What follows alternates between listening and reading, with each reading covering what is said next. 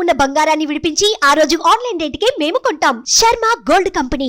ప్రతి కూతురికి తండ్రే రియల్ హీరో. అలా ప్రతి తండ్రికి కూతురే ప్రిన్సెస్. ఎంతమంది కొడుకులు ఉన్నా తండ్రి మాత్రం తన కూతుర్ని తల్లిలానే చూసుకుంటాడు. అలాంటి కూతురు అర్థాంతరంగా వదిలి వెళ్ళిపోతే, తన కళ్ళ ముందే విగతజీవిగా పడి ఉంటే ఏంటి పరిస్థితి? ఆ పరిస్థితిలోనే ఉన్నారు నటుడు రాజేంద్ర ప్రసాద్. కూతుర్ని పోగొట్టుకుని పుట్టెడు దుఃఖంలో ఉన్నారు. అమ్మలా చూసుకునే బిడ్డ ఇక లేదనే షాక్లోనే ఉండిపోయారు.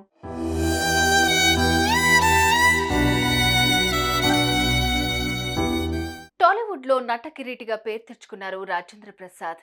కామెడీ చిత్రాల హీరోగా ఆయన మెప్పించారు. కామెడీ చిత్రాలైన కమర్షియల్ అంశాలు, యాక్షన్ సీన్లకి కొదవలేదని చెప్పాలి. ఎన్నో బ్లాక్ బస్టర్ హిట్స్ అందుకున్నారు రాజేంద్ర ప్రసాద్. ఒకప్పుడు స్టార్ హీరోగా రాణించిన ఆయన ఇప్పుడు బలమైన క్యారెక్టర్స్తో మెప్పిస్తున్నారు. అలా ఆల్రౌండర్గా పేరు తెచ్చుకున్న ఆయన ఇంట్లో ఇప్పుడు కన్నీళ్లు మిగల్లేదు. కారణం, ప్రాణంగా చూసుకునే కూతురు మృతి చెందడం.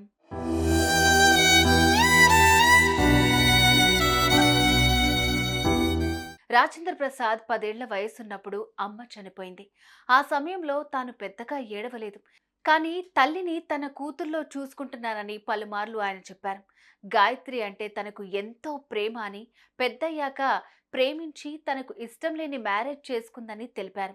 అది ఆయనకు నచ్చకపోయినప్పటికీ ఆ తర్వాత సర్దుకుపోయి కూతురుతో ప్రేమగా ఉండటం మొదలుపెట్టారు.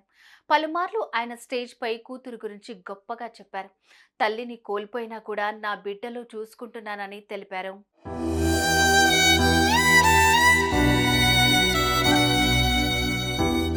అందుకే కూతురు తన దగ్గరే ఉండేలాగా ప్లాన్ చేసుకున్నారు.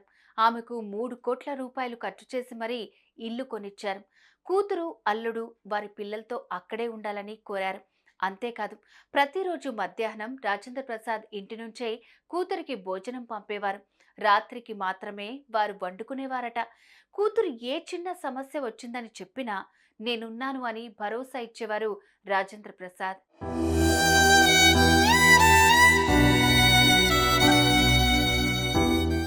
ఏమున్నా ఎంతున్నా పిల్లలకే ఇస్తారు తల్లిదండ్రులు.